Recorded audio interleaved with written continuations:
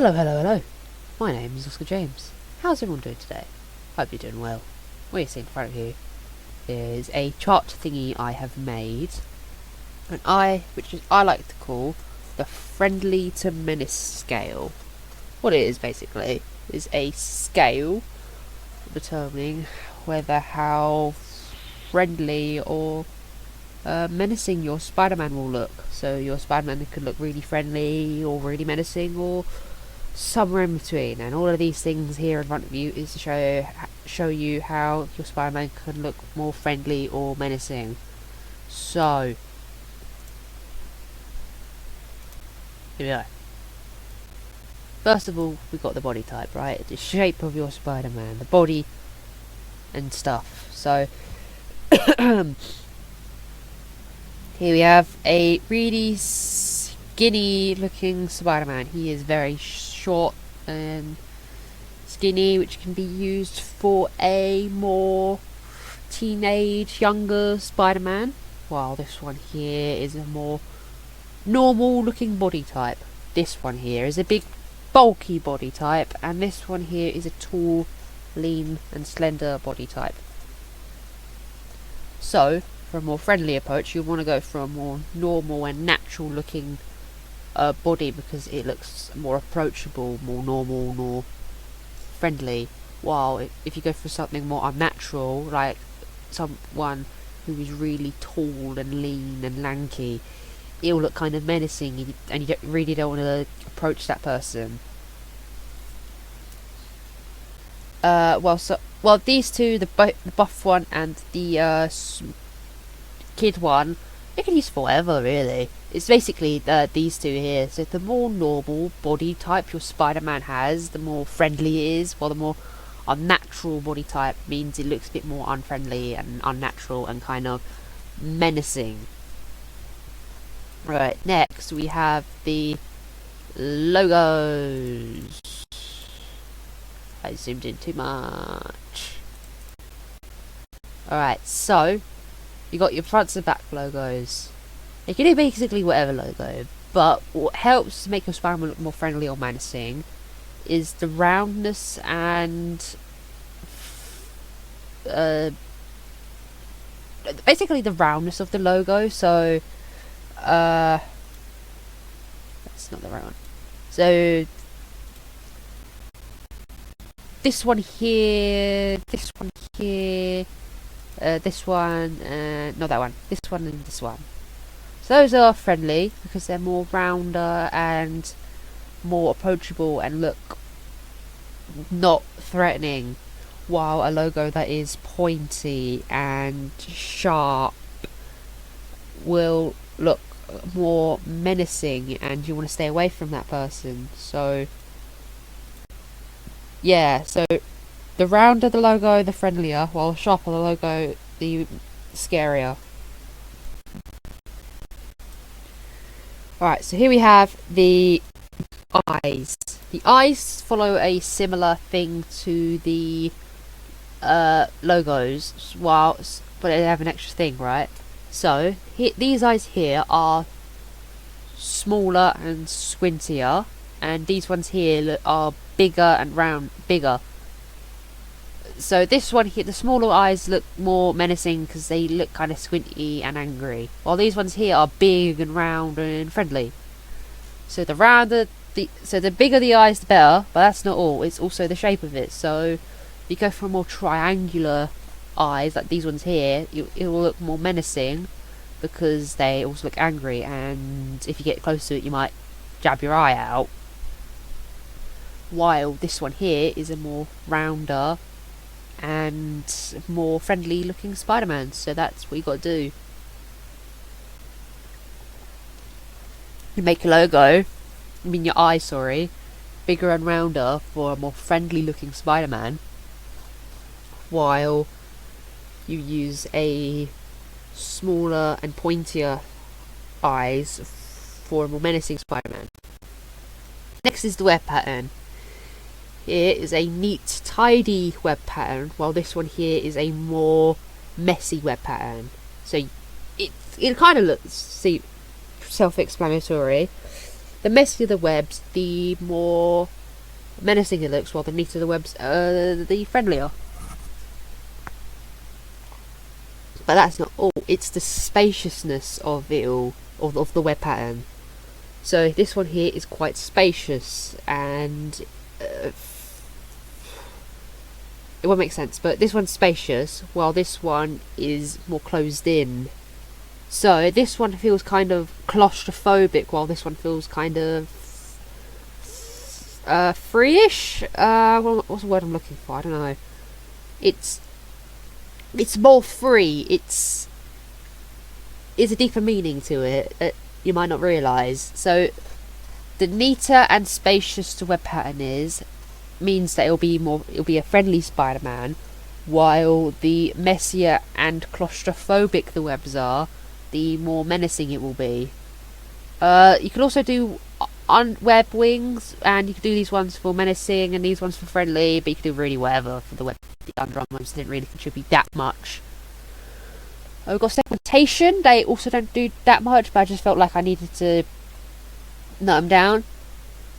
So you've got your fingerless gloves, your arms, things cutting off at the shoulder instead of going all the way down, and you've got your segmented belt. I repeat, do not do a segmented belt. But segmented belts are really weird, and they do not need to be done. They just overcomplicate the design a bit. You can do these two, but not these two. It's either have a belt or have no belt. It's simple as that. And now finally, we've got the colours. I zoomed out. Now for a friendlier looking Spider-Man, your red and blue bit should use a brighter colour, so you should use like orange and a pinky red and a nice bright blue, or maybe even purple. You could use purple, I think. I don't know where, but you should use purple. But for a more darker looking Spider-Man, you want to go for a dark red, a dark blue, a black, and as I accidentally mentioned earlier, you could use also colour in the eyes. So you keep them plain or white for a more friendly look, or you can go a nice shade of yellow for a more menacing look. But if you want to use yellow for your eyes and don't want to be menacing, you can use these ones here, and they are a more creamy colour, so they look more friendly. You could just go black and red, but it also depends on the suit. So you can't do a red lenses on a classic suit because red eyes, because most of the suit is red and it just look a bit weird. And black can be used on a black suit as long as the lenses themselves are white. So if you have an outline with black gaping holes and stuff in them. Right, here you are. This is it. This is the chart thing. I'm not going to end the video here though. It's going to come in two parts. Well, they're going to be in the same video. So what I'm going to do is I'm going to take, I'm going to draw 2 to 3 Spider-Men. One on the friendly side, one on the menacing side, and one dab straight in the middle. So I'll have a really friendly Spider-Man, a really menacing Spider-Man, and a Spider-Man that's just there, just somewhere in between. Alright, I will see you then.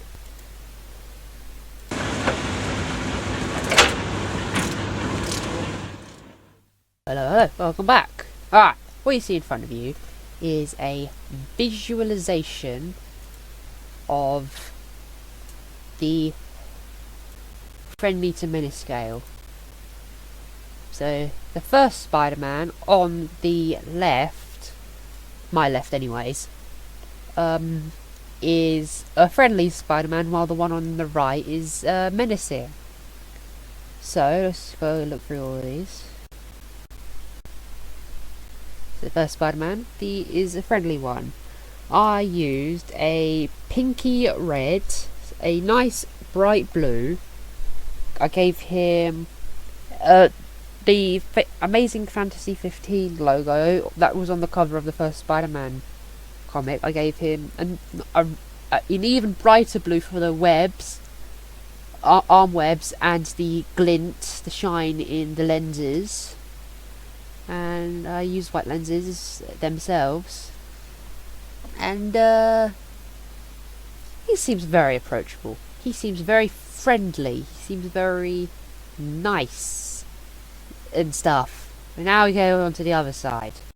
The yes, that's not the one I wanted. The menace. Hold on. So I used a dark red for red. I used black for the other sections. And I used yellow for the eyes and underarm webbing. And I didn't put it on the chart. I probably should have. But I gave him pointy fingers. You could do that. You give Spider-Man pointy fingers, and it makes him look menacing and stuff. It's kind of scary. I also gave him the messy webbing, and yeah, he is the menacing looking Spider-Man. Made him tall and lean and kind of unnatural looking. He's very scary. And now I've got the one in the middle, the in-between. So I just use standard red for the red.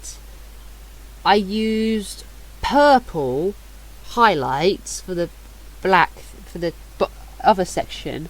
And I used cream for the eyes and webbing, the underarm webbing. The web wings. They're called the web wings. I don't know why I keep forgetting that. And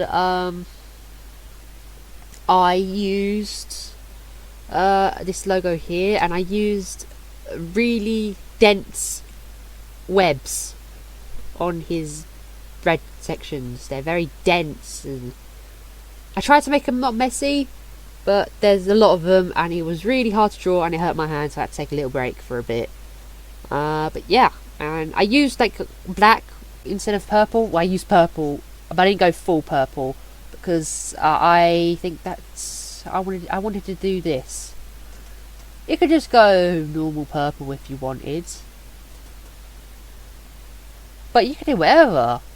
The chart is here, and I don't know why that's all zoomed in. It was zoomed in earlier. The chart's here for you to use. Say, oh, I think I'm going to use this thing with those lenses and that logo and this back logo. I didn't do the back logo. These are just front profiles. I didn't need to give them back logos. I didn't want to. So, yeah. So, I hope you enjoyed this video. It was a pain in the butt to make because I had a recording software that I used, but I didn't realise it was a free trial version, and it would have come out a lot sooner, but I had to find a new recording software, and I couldn't use OBS because my computer can't use it, so I had to find something else, and I'm using Voco Screen NG 4.3.0 for Windows. So I hope you have enjoyed this. It was a pain in the butt to make, but the drawing was fun. It was finding a recording software that could work was a pain in the butt to do. Everything else was alright. I had a lot of fun drawing these, and you can take a screenshot of this and use it for yourself. Say, oh, this is a very helpful chart. Thank you, Oscar. You're really clever, and yeah, I am really clever. But yeah, I hope you enjoyed, and I hope you have a lovely rest of your day. Goodbye.